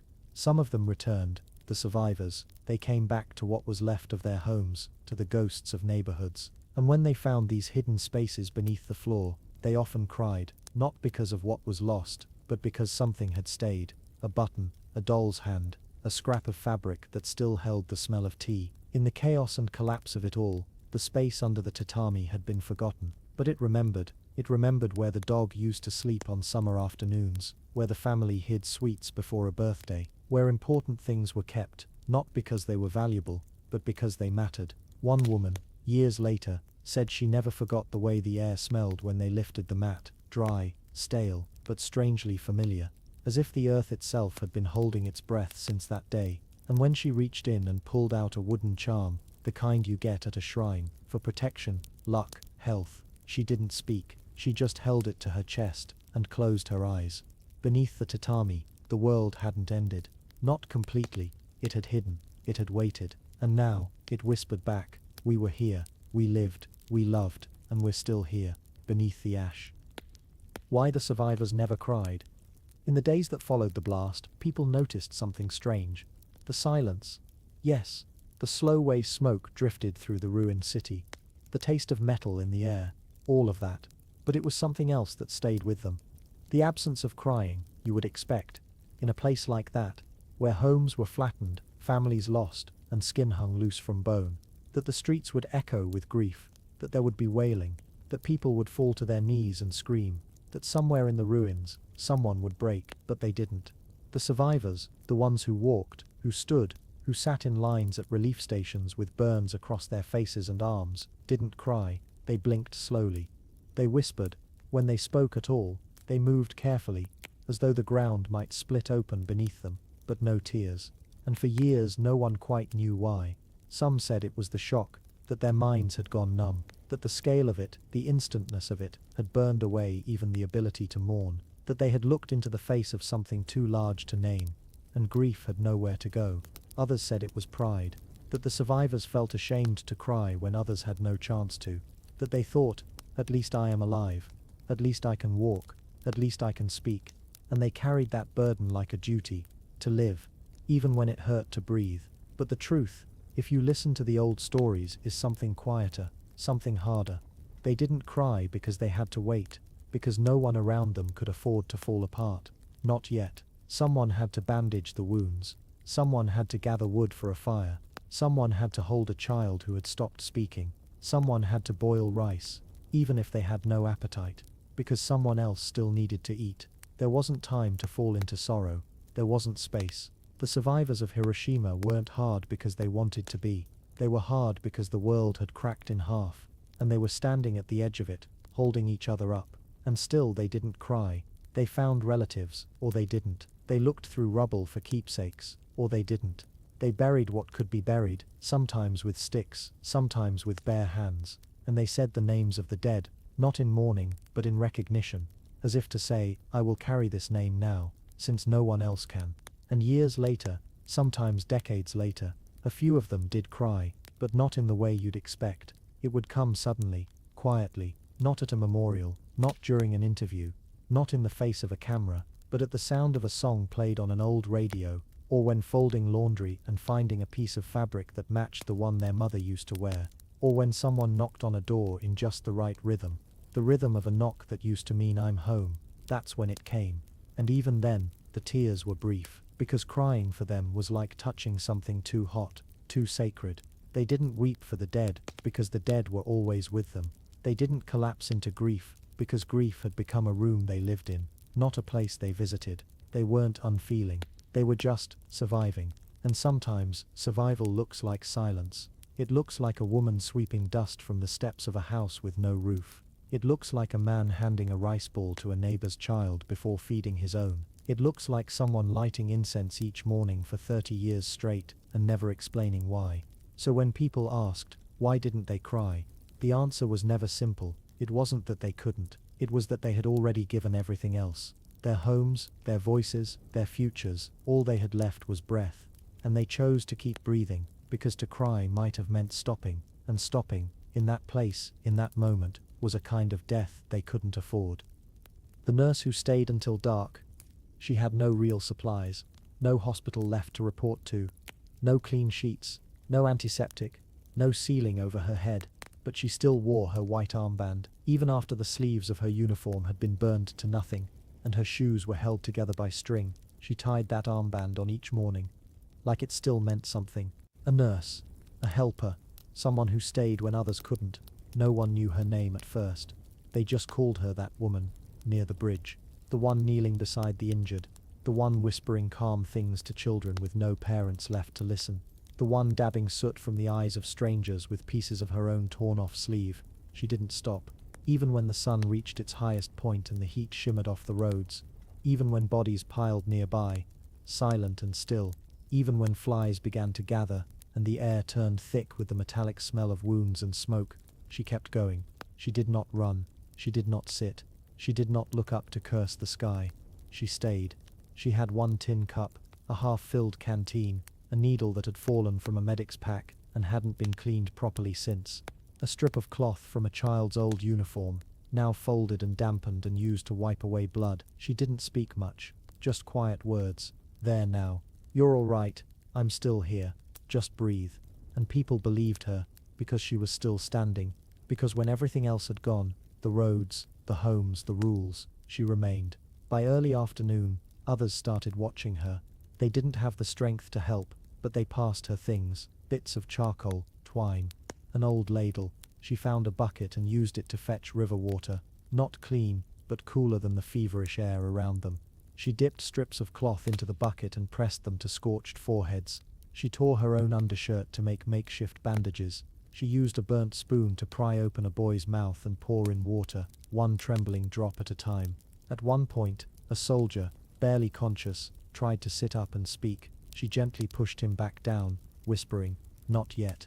You're not done resting." He closed his eyes, and for the first time since the blast, he let go of his panic. Evening came, and the light changed. Golden, slanting, quiet. The kind of light that once might have meant someone was coming home to a warm meal and soft slippers.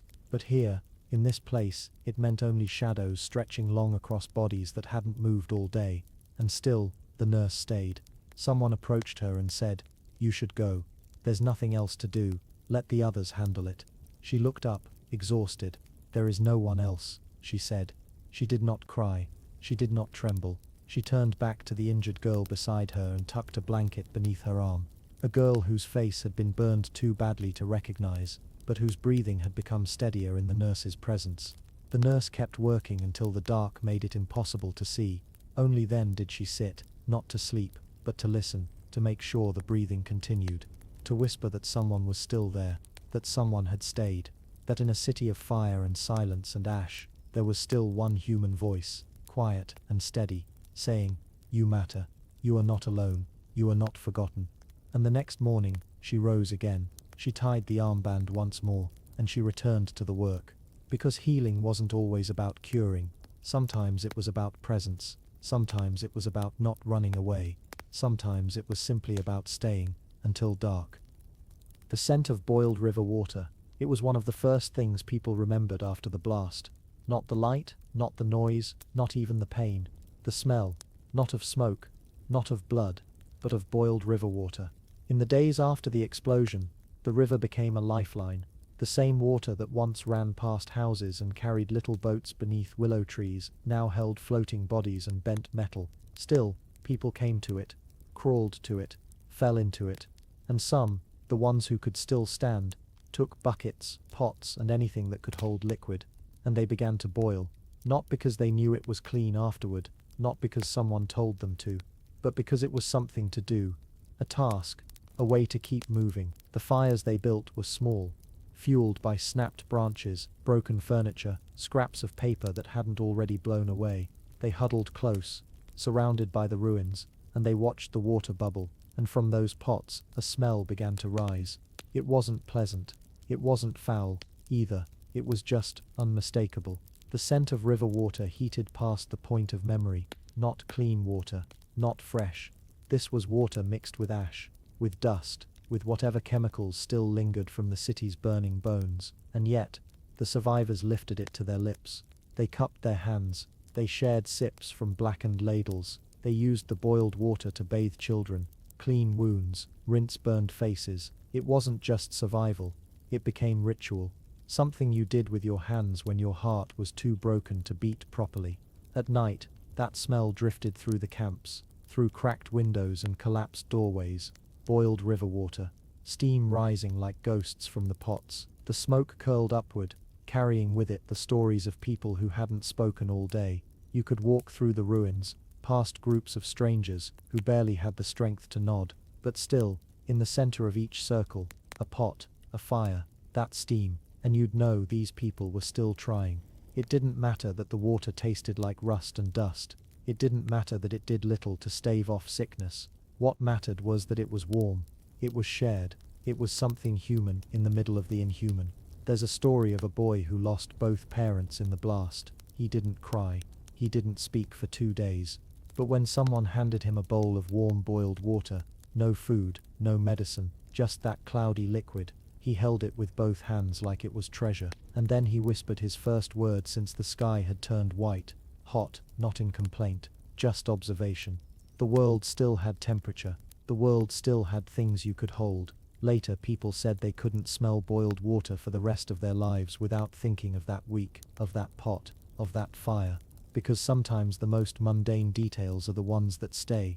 The scent of boiled river water, the hiss of steam, the way even disaster can't strip away the human instinct to warm something and offer it to another. The letter that never got sent. It was found weeks later, pressed beneath a half-collapsed beam in what used to be a house. There was no roof anymore, no doors, just a shell, and in the corner, under rubble, a charred envelope, edges blackened, ink half-smudged, but still legible. It was addressed simply, "To my sister, if you are still alive.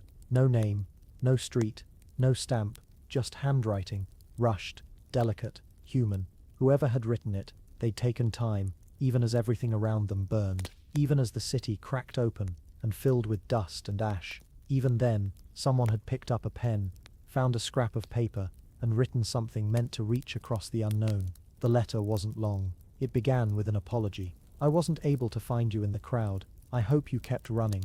Then came a list of names. People the writer had seen alive. Names underlined. Names with question marks. Names with nothing beside them. Left like small, silent prayers. It wasn't dramatic. It wasn't poetic. Just facts. Fragments of a life. There was a line about where they had taken shelter. A corner near the canal. Under a stone archway that hadn't collapsed. It's cold at night. There are others here. We're taking turns watching the little ones. Then, a sentence that had been scribbled out, as if the writer had changed their mind about what they wanted remembered. Below that, a final message. If you find this, if you're safe, don't come back for me. Just go. Just go. No last goodbyes, no declarations, only instruction. Because in a moment like that, love didn't always sound like I miss you or I need you. Sometimes it sounded like, keep going, don't stop for me. When the letter was found, no body was beside it, just the envelope, the handwriting, and the room that no longer had a ceiling. Maybe the writer had made it out. Maybe they had gone to find their sister after all. Or maybe this letter was the last thing they left behind. Not because they expected it to be read, but because writing it felt like a kind of survival, a way to put something into the world before leaving it, a way to make sure someone, somewhere, might one day know, I was here, I remembered you, I tried. Historians didn't include it in the official record. It was too personal, too small. But someone, an aid worker perhaps, folded it gently, placed it in a clean envelope, and tucked it into a folder labeled unsent. Even today the letter still exists, faded, smudged, held in the back of an archive box, and every now and then a researcher stumbles across it. They read the lines, they sit quietly, and they remember that in a city of fire, someone had once stopped, sat down, and written a letter not to be mailed, but simply to be found. Because in the end, even when the world ends suddenly, not everything is lost. Not if someone leaves behind a word, a name, a hope. The silence of 140,000 voices. There are numbers that make headlines, numbers that fill reports, documentaries, textbooks. But some numbers don't just measure, they echo. 140,000. That's how many lives were estimated, lost in Hiroshima by the end of 1945. Some in the instant, some over days, weeks, some from wounds that didn't bleed, from sicknesses no one had names for yet. Some disappeared so completely, there was no trace but an empty set of sandals, or a burned outline on a wall. It's a number so large, the mind can barely hold it. Larger than most cities, larger than entire regions. A silence so wide, it changes the shape of memory itself. But they weren't numbers when it happened. They were teachers, grocers, sisters, infants, fishermen, poets, people who collected stamps or played music in back alleys, after curfew, people who had arguments the night before, people who never got to say sorry. At 8:15 a.m. they were everything, entire lives in motion, and a few seconds later, they were gone. But the silence they left behind was not.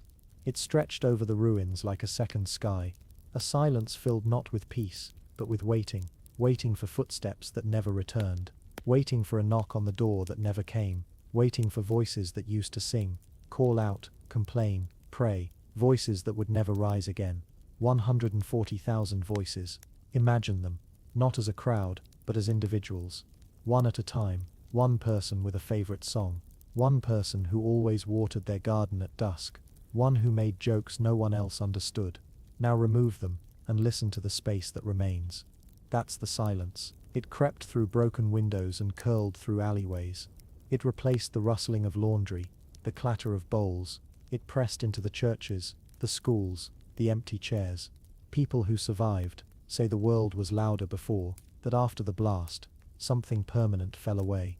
Not just buildings, but the rhythm of daily life. The voices that made up its heartbeat, gone, in one single bright moment, and the long quiet that followed. Some tried to fill the silence. They rang bells. They sang old songs. They read names aloud under open skies. But the truth is, no sound could quite reach the edges of what had been lost. Because what fell over Hiroshima wasn't just death, it was absence, absence in its purest, deepest form. And that kind of silence doesn't shout. It doesn't cry out. It just remains, like ash that never settles, like a breath that was never taken. Years later the city would rebuild, children would play, markets would reopen, music would return. But those who lived through it say they can still feel it, in the quiet moments when the wind dies, and everything holds still.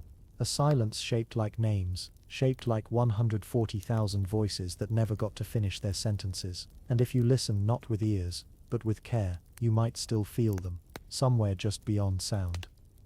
The temple that glowed all night, it stood on the edge of the ruined city, just far enough from the center to remain standing, but close enough that the blast cracked every window and scorched its outer walls. The old temple, wood darkened by smoke, bells knocked from their frames, the courtyard littered with fallen branches and roof tiles. But the strange thing was the light. That night, the first night, the temple glowed. Not with fire, not with electricity, but with the soft flickering warmth of hundreds of tiny candles. Survivors had wandered there after sunset, drawn not by instruction, but by instinct. Some limped, some carried others, some came wrapped in rags, some came with burns they hadn't even felt yet, and one by one, they entered the courtyard. They didn't speak, no one needed to. There in the center of all that brokenness, someone had lit a single candle, then another, then another. A woman tore strips from her clothing to use as makeshift wicks. A boy found melted wax and shaped it into little cups. A monk, or maybe just someone who had once worn robes, stood silently by the old bell frame and nodded to each person who came near. They weren't praying, not exactly, they were remembering, trying to remember what still existed, what still had shape, what could still be lit. They set their candles along the temple's steps, in the cracks of the floor, on splintered benches and broken altars. A line of fireflies caught in glass, soft trembling lights in a city that had known too much of another kind of fire. No names were spoken aloud that night, no speeches made, but every flame had a story behind it. A grandmother, a sister, a friend who never came home. The candles said what no voice could manage. Even the wind seemed to understand. It didn't blow them out. It just whispered through the beams and watched from the trees. A little girl tried to bow at the altar, but her legs gave out. An old man caught her and helped her sit. Together they held a candle between them, and for a long time, neither of them let go. Some who gathered didn't stay. They left their candles and wandered on, like ghosts made of breath and memory. But others remained, lying on the steps, leaning against the temple walls, staring into the flames until morning broke. That night, the temple didn't ring its bells, didn't chant, didn't offer salvation. It offered something simpler: light, stillness, a reason to sit close to one another without speaking. And long after the first night passed, long after most of the candles had gone out, people kept returning, to relight, to rebuild, to remember. It was said in quiet voices that the temple glowed not because of wax or fire, but because it had held the grief of a city without crumbling beneath it, because it had given people something to look at other than the dark. And in the years that followed, if you passed by that temple at night, especially in August, you might still see a little flicker, still burning, a reminder of what light can mean when the whole world has gone dark. A body that glowed like the moon. They said she was glowing. That's what the nurse remembered later. Not the burns, not the wounds, but the glow. It wasn't literal. Not light like a lamp or fire, not like the blast, not like the searing white that had swallowed the sky at 8:15. This was softer, stranger, more like moonlight, pale, cold, and impossible. She had been found near the outskirts of the city, collapsed beside a tree that no longer had leaves. The bark had been blasted off, stripped smooth, like a bone carved by heat. But she was still breathing, barely. She was no more than a girl, maybe 13. Her hair had burned away in patches, her clothing gone, except for what had melted into her skin. And yet somehow, her face still held something untouched. It wasn't beauty, not anymore, but it was something too fragile to name. They carried her into the shelter, laid her on a folded cloth, and someone covered her shoulders with a blanket, even though it was too late for warmth to matter. And as the night deepened, as people around her moaned and whispered and drifted away one by one, she began to glow. Not literally, No, but there was something in the stillness of her, something in the way her skin caught the moonlight that filtered through the cracks in the wall, something in the way she looked up, not at the people around her, but at the ceiling, or maybe something beyond it. She didn't speak. Not once. But the nurse stayed beside her, holding a rag dampened with water, dabbing her lips, and every so often, the girl would blink slowly, as if she could still see something the rest of them couldn't. A sky that wasn't burning, a city that still had color, a future that hadn't yet disappeared. No one knew her name, no tags, no family nearby, no words to offer. She had arrived alone, and she would leave the same. But before she did, sometime between midnight and the slow arrival of false dawn, she reached up, her hand rose, just slightly, trembling with effort. And the nurse, startled, took it. Her fingers were light, dry, her grip barely there. But she held on for almost a full minute, long enough for the nurse to whisper something, anything, just so she wouldn't leave without hearing one last voice. And then, as quietly as she had arrived, she let go. The room didn't notice. There were too many others to care for, too many sobs, too much coughing, too many hands reaching out for water, for help, for something to anchor themselves to. But the nurse noticed, and for years afterward, in the late hours of quiet wards, in the soft hum of distant machines, even decades later, when she herself could no longer hold a pen steady, the memory stayed. The memory of a girl with no name, a girl who didn't cry, didn't speak, didn't scream, a girl who glowed like the moon in a night full of ash. People spoke often of the flash, of the heat, of the firestorm that came next. But no one talked about her, not in the records, not in the documentaries, not even in the testimonies given to researchers and scholars. Only one nurse remembered, and only to herself. Because what do you say, really? How do you explain that in the middle of the worst thing humans ever did to each other? Someone lay quietly on the floor, and glowed. Maybe it was imagination. Maybe it was the light from the broken roof, or the way her pale skin reflected the moon, or maybe, just maybe, in a city full of shadows, she was the last flicker of something ancient and sacred, and indescribably human. Not a miracle, just a reminder that even in the deepest burn, the body still remembers light. Even in silence, it can whisper, and even at the very edge of death, there can be something soft enough to glow. Why this story must be whispered? There are stories that shout, that demand to be heard with urgency, with fire, with raised fists and banners, but this isn't one of them. This is a story that can only be told softly, like a name spoken at someone's bedside, like the rustle of a paper crane, folded carefully by tired hands, like breath held between grief and memory. Because the truth of Hiroshima is not just in the explosion, not only in the physics, the calculations, the sudden white fire that erased a city in seconds.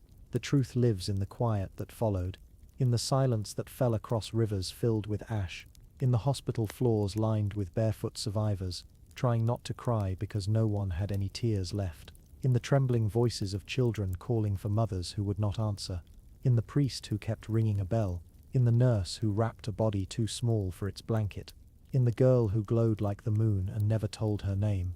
These are not the kind of stories that need volume. They need space, stillness, room to unfold. To whisper this story is not to make it smaller, it's to hold it with the reverence it deserves. To speak of things that words can barely contain. To remember not just how a city died, but how it tried, in its own fractured way, to live again. The people who survived did not rise from ashes like heroes in epics. They endured. They boiled water in tin cups. They held funerals with no bodies. They planted seeds where the soil still remembered flame, and they rebuilt. Not just buildings but meaning, one window at a time, one name at a time, one voice. This story must be whispered because it is still happening, because somewhere in the world, someone else is standing in the blast shadow, and they too will need someone to remember, to hold their silence with care, to say softly, I see you, I know, you are not forgotten, you made it to the end. Not just of a video, but of a story that echoes through generations. Thank you for listening with gentleness. If this moved you in some quiet way, I hope you'll like the video, subscribe to the channel, and share your thoughts below. Tell me, where are you watching from, and what time is it for you? Because somewhere in this world right now, someone is folding a paper crane, someone is lighting a candle, and someone is whispering a story, so it is never lost again. Good night, and remember them.